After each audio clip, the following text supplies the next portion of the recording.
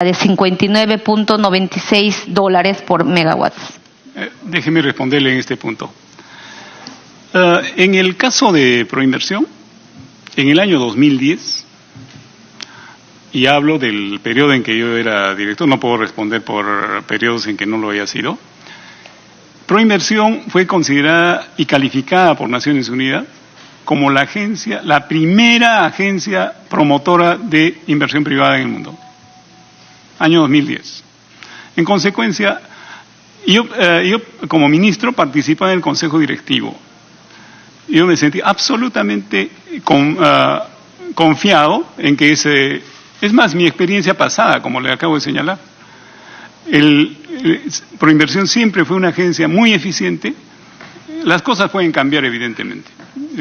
Eso no puedo responder. Ahora voy a ir al tema del precio. ¿De dónde sacó esa cifra que menciona respecto al precio? Es una información que obra en la misma solicitud de concesión que presenta la empresa Generación Guayaga, y el otro valor es de lo que consulta Proinversión a una consultora, y esos son los montos máximos que le recomiendan, ¿no? No sé en qué medida haya incorporado algún precio en la concesión. En todo caso, no es el monto que pueda consignar ahí, no es vinculante, porque no hay un contrato de compra-venta en el proceso de concesión. Cuando usted acaba de señalar que para la licitación, el comité especial responsable de la licitación sugirió una banda de precio entre 53 y 59, me parece. El Consejo Directivo, entre ese rango, debió tomar un valor que quedó, digamos, en custodia de un notario público, porque es la práctica. A lo que me refería, señora Presidenta, era que el valor, estos 74 dólares que fija Ocinermin, es para la licitación, para la otra licitación de energías renovables, para hidroelectricidad.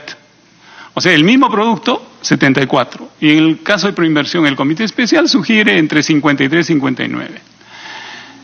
Y como aquí creo que nuevamente, cuando yo vi estos números de esta información, para mí no era confiable. ¿Por qué? Porque Proinversión es un regulador, no es un promotor de inversiones. Consecuencia y los resultados nos ratificaron que nuestra decisión había sido correcta. ¿Por qué? Porque el precio al cual se adjudica en la licitación de Ocinermin con 74 es de 60 dólares. Y en esta es de 48. En consecuencia, creo que va a tener que llamar a los de Ocinermin para que le expliquen por qué fijaron ese precio. Sí, justamente, seguramente le vamos a hacer llegar acá obra, ¿no?, en el anexo 7, sobre respecto en la solicitud que presenta Generación Guayaga lo establece, y también el informe que se tiene en el anexo 19 sobre los precios máximos. Sí, va a ser materia seguramente más adelante de un mejor análisis al respecto, pero justamente no estoy dudando de lo que usted acaba de señalar, que con la mejor intención se pudo haber delegado a Proinversión pensando que iba a ser lo mejor, pero también Naciones Unidas, si bien es cierto, habría reconocido, habría premiado seguramente a Proinversión, pero ahí tenemos, pues gracias a Naciones Unidas, que nos ha mandado a organismos internacionales como UNOPS para que realicen esos tipos de licitaciones, y hoy tienen la inmunidad total de no poder ni siquiera tener la oportunidad de pedir información, ni menos venir a ninguna comisión del Congreso, y también a nivel judicial que puedan explicar de sus motivos. Eso es el gran blindaje que habrían hecho Naciones Unidas con UNOPS al mandar a todos ellos. Sí, volviendo nuevamente al tema que estábamos, y justamente era lo que decíamos, ¿no?, el ente regulador eran los expertos, y por eso creo hubiera quedado mejor con Ocinermin. Ahora bien, permítame que le interrumpa. O sea, es una conclusión de la comisión que el ente, Ocinermin es el ente calificado para realizar con subastas. ¿Eso es lo que estoy entendiendo? No, es una opinión personal la que estoy brindando. Sí, la congresista Aramayo nos pide una interrupción. Congresista Aramayo. Muy puntual, Presidenta. Si bien es cierto, de lo que sigo sus respuestas, usted cree en Proinversión porque había una calificación de UNOPS, un ente, pero por otro lado, de las Naciones Unidas, pero por otro lado usted piensa que Ocinerminc no era un ente adecuado para fijar tarifas y ha preguntado a la congresista Beteta cuál es la fuente de las tarifas. Yo quisiera entender por qué por un lado usted le da tal credibilidad a Proinversión y por qué descalifica al ente regulador. Porque usted en algún momento sus declaraciones dice, yo no sé por qué fijó esa tarifa Ocinerminc. Entonces, esta es una pregunta que más apela a un juicio de valor. ¿Por qué usted cree ciegamente en Proinversión y por qué descalifica a la supervisora a través de la presidencia? Gracias por la intervención. Gracias, congresista Aramayo. Señor Creo Sánchez. que ya lo acabo de explicar. Es un tema de competencias. El organismo regulador está para fijar tarifas, para aplicar las normas de calidad de servicio, etcétera. No es usual que el organismo regulador desarrolle licitaciones, conduzca licitaciones. La primera licitación que condujo es en el marco de la 28832, que tranquilamente pudo haber sido conducida por Proinversión. Esa es no voy a discutir, está en la ley y la ley se cumple. En cuanto a lo que señalé, en cuanto a mi pregunta, es lo que digo, simplemente por sus hechos lo conoceréis. Y los resultados nos muestran que la licitación que condujimos fue mucho más eficiente que la que condujo, en este caso, Ocinerminc. Eso es de simple. Está en los números y está eso es absolutamente corroborable. Nos gustaría que nos pueda manifestar cuando se propone el decreto de urgencia, el 032 del 2010, ¿nos podría mencionar si la elaboración de este decreto de urgencia fue por personal del Ministerio de Energía y Minas o se contrataron los servicios posiblemente de algún estudio de abogados, ¿no?, para que puedan llevar adelante esta propuesta legislativa? No hay ninguna participación de estudio legal externo en la formulación de ese decreto de urgencia, porque debo decir que el equipo técnico legal que tenía yo en el Ministerio de Energía y Minas era un equipo absolutamente profesional y competitivo, que tenía calificaciones suficientes como para desarrollar ese y cualquier otra norma. Entonces fueron funcionarios del Ministerio de Energía y Minas quienes hicieron la propuesta. ¿Usted nos podría, si recuerda, quién era el jefe, en todo caso, de asesoría legal, quien trabajó esta propuesta? Yo tenía un equipo asesor muy pequeño, que era un abogado, algunos cuantos técnicos, pero sobre todo la propuesta la trabajaba el viceministro de Energía. El viceministro de Energía era en ese entonces el doctor Daniel Kamak, un PhD en el tema de regulación, que había trabajado muchos años en Ocinerminc. Él había dejado el Ocinerminc solo unos meses antes que yo asumiera el cargo y logré convocarlo a trabajar conmigo. El señor Kamak es un profesional reconocido nacional e internacionalmente y tenía una experiencia muy reconocida en el tema. Entonces él lideraba ese proceso, teníamos un equipo de trabajo y ahora en la parte legal, en la parte jurídica, el director general de asesoría jurídica del ministerio en aquella época era el doctor César Segarra, que aún hoy día es asesor jurídico del ministerio. El doctor Segarra es una persona muy calificada, con mucha experiencia, y en el conjunto se formuló este decreto de urgencia. Y como le dije, el decreto de urgencia tiene un artículo que trata sobre electricidad. El mayor efecto del decreto de urgencia era darle energía a las zonas urbano-marginales del Perú. Ese mismo decreto establece un mecanismo de financiamiento y de contribuciones reembolsables que nos permitió conectar a la gente que las empresas distribuidoras no querían conectar, porque le dimos un financiamiento y aplicamos unos mecanismos de concursales para conectar gente. Bien, sí, es que a veces algunos hechos que salen a la luz preocupan y es importante que pueda ser esclarecido, ¿no? Como le decía, en la ley 28.832, el ente que regulaba las bases de las contrataciones y también fijaba las tarifas era Ocinermin. Y luego con el decreto de urgencia ya cambia y le dan esta facultad a Proinversión que sea quien, por ejemplo, fije las tarifas, ¿no? Entonces, no siendo un ente especializado, ¿por qué se tomó esa decisión que sea Proinversión quien fijara el tema más en los precios, ¿no? Si bien es cierto, Proinversión pueda que confiemos en la especialización que se tenía para que pueda fijar las bases de los contratos, pero ya en el tema de las tarifas, ¿por qué confiar en Proinversión y no dejar que en esa parte Ocinermin podía haber cumplido un rol más especializado? Bueno, creo que ya lo he explicado. En el precio máximo, Proinversión, como dije, son casi 500 procesos donde viene fijando precios máximos y precios mínimos. Y en estos procesos no hay tarifa. ¿Sabe lo que es una tarifa? La tarifa es un precio que se denomina regulado administrativamente. Por ejemplo, las tarifas para distribución de energía eléctrica, el organismo regulador hace sus estudios, evalúa y dice el precio es tanto. Ese es el precio que va a pagar el consumidor.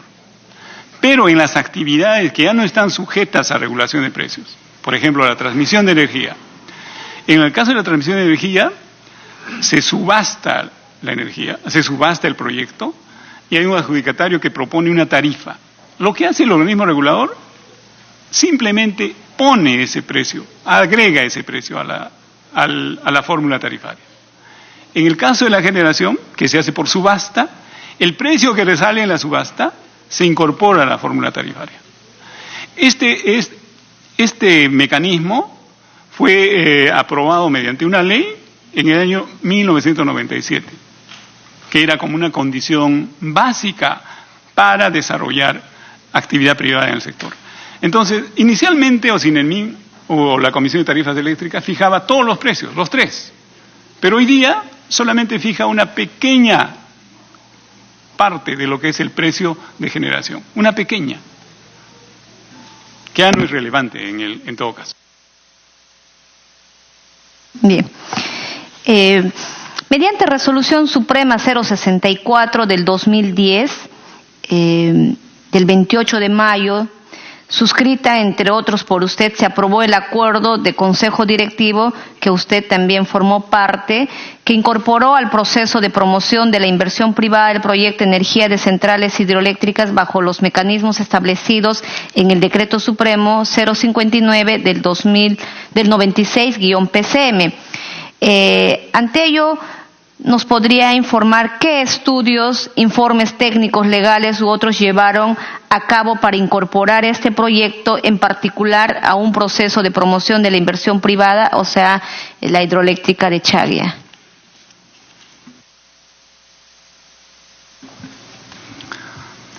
No se incorporó a la central hidroeléctrica de Chaclia. Lo que se aprobó en ese proceso, dado que el requerimiento era 500 megavatios de hidroelectricidad, que era parte del plan referencial de electricidad, confirmado por el COES, ¿no? Eso era lo que se iba a promover.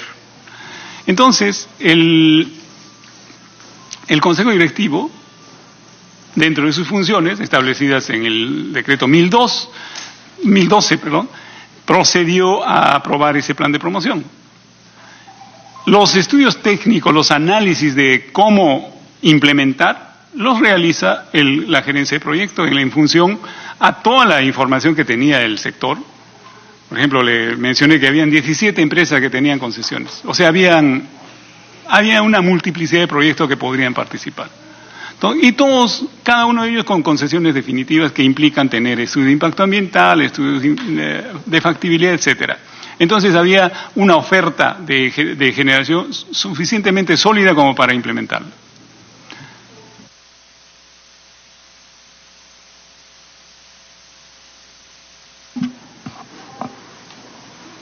¿Nos podría decir en qué tipo de APP se suscribe este tipo de proyecto? O sea, nos referimos al proyecto de la hidroeléctrica de Chaglia, ¿no? Para que pueda verse, ¿nos puede explicar a qué tipo de APP? Concesión. Es un esquema de concesión.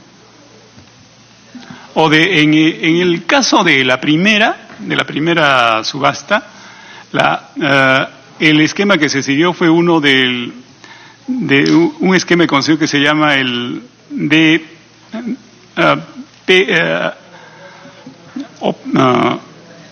BOO. Ese fue para el esquema de la primera subasta. ¿Qué significa? Construir, build, operate and own. Ese es el BOO. Que significa que el concesionario va a construir una infraestructura, y la va a poseer y la va a operar por un plazo indefinido. Ese es el caso de Chévez.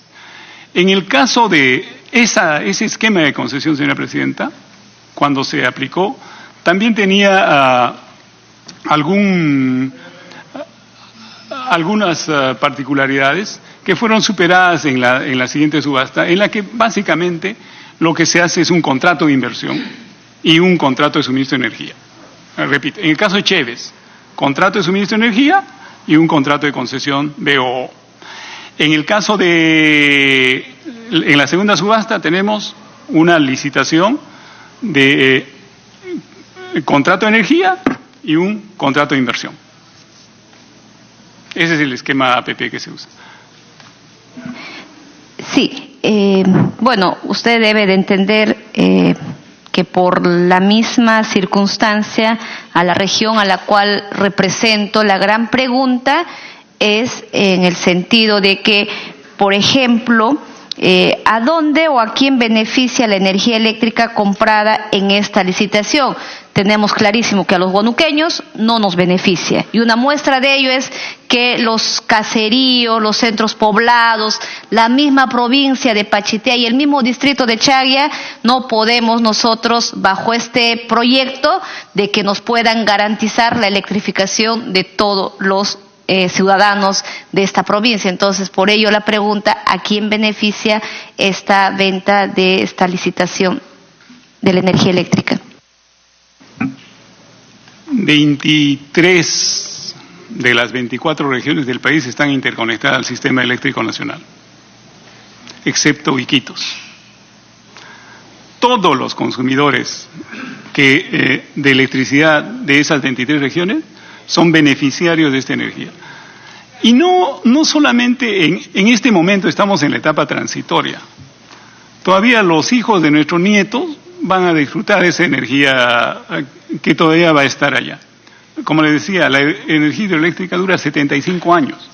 Entonces, los beneficiarios son todos los consumidores del sistema nacional, porque esta energía se comparte. Respecto al tema de electrificación, no conozco el tema específico, pero Huánuco fue una de las regiones que mayor atención recibió en el programa de electrificación rural. En el programa Luz para Todos realizamos el primer paquete emblemático de electrificación rural, lo hicimos en Huánuco. Y que era inclusive especial porque eran 3 paquetes, uno que era Iquitos, otro era Cajamarca y Huánuco. Pero Huánuco se cayó del financiamiento japonés porque no tenía canon, ¿no? Entonces, ese proyecto que había caído, lo tomamos, lo licitamos y se ejecutó en 300 días. Los otros creo que todavía tomaron cuatro. Cuando me fui todavía estaban en proceso. Sí, efectivamente, me consta porque en varias ocasiones cuando le visité como congresista de la región para exigir que se pueda llevar adelante estas concesiones que ya se había tenido aprobado, pero lamentablemente a veces el trámite burocrático impedía que se puedan iniciar la ejecución de esa obra. Pero le informo que lamentablemente dentro de ese paquete había quedado pendiente todo lo que concierne a esta provincia justo de Pachitea, que lamentablemente 7 años de esa gestión del pseudo gobierno nacionalista no nos han podido cubrir esta licitación de la electrificación rural a todos estos lugares, y justamente es el clamor de esta población que saben que la energía eléctrica sale de Techagua y no puede tener el vecino de al costado la electrificación. Por ello iba esta pregunta. Por su intermedio, señora presidenta, esta convocatoria, este proyecto de la hidroeléctrica de Chagua, ¿respondía a una necesidad pública o lo hizo con miras a la suscripción del acuerdo entre el gobierno de la República del Perú y el gobierno de la República Federativa del Brasil para el suministro de electricidad al Perú y exportación de los excedentes al Brasil, que se firmó en junio del mismo año? ¿Qué nos puede decir al respecto?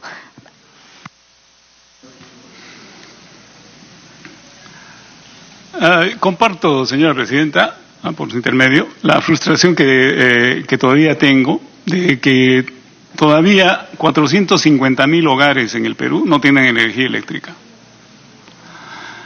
Esa es una frustración que todavía tengo. Creo que nosotros hicimos nuestra parte, conectamos en el momento en que subimos 11.200 pueblos, como dije, y lo mínimo que podríamos esperar, señora presidenta, es que al año del bicentenario todos los peruanos deberían tener energía eléctrica, incluidos aquellos que viven cerca, en las inmediaciones de la central de Chaclia. Le comento que la inversión que se requiere en las zonas donde estos se ubican, vale decir en la zona amazónica, donde definitivamente la conexión va a ser muy difícil, con las nuevas tecnologías que ahora existen, esto se puede cubrir en el plazo máximo de 1 año. Entonces no hay ninguna justificación para que eso ocurra. Ahora, en cuanto al acuerdo energético de Brasil, uno de los temas que expliqué era que el Perú tiene un potencial hidroeléctrico de 60.000 megavatios. ¿No? Entonces, y la demanda del Perú hoy día 6.500. Cuando estábamos haciendo estos proyectos, la demanda era 4.500. Entonces, con esa demanda es imposible que se pueda desarrollar un potencial. Entonces, con el mismo criterio que existe de firmar tratados de libre comercio para promover las exportaciones de todos los tipos de bienes, la energía en el Perú es uno de los bienes en el cual el Perú es competitivo. Tenemos 60.000 megavatios de electricidad, tenemos 22.000 megavatios en energía eólica, tenemos una cantidad enorme en energía solar y geotérmica como 3.000 megavatios. O sea, el Perú es riquísimo en energía, pero tenemos un consumo muy pequeño. Entonces, lo que cabía en este caso era promover la exportación a mercados más grandes. De tal manera que inicialmente uno exporta, pero cuando el Perú necesite, en el futuro, toma esa energía. En el caso del Perú, la política energética 2010-2040 que hicimos en aquella época, establecía que hacia el año 2040 el consumo del Perú podría estar entre 24.000 y 30.000 megavatios. ¿No? Más o menos la mitad de lo que tenemos en solar. Entonces, esa era la racionalidad, la visión de desarrollar energía hidroeléctrica. Dentro del tema de Brasil, se habían identificado 6 centrales hidroeléctricas que podían haber cumplido ese cometido. Ninguna de ellas se desarrolló. Esta licitación estaba pensada únicamente en el suministro al mercado nacional. Bien. Usted ha manifestado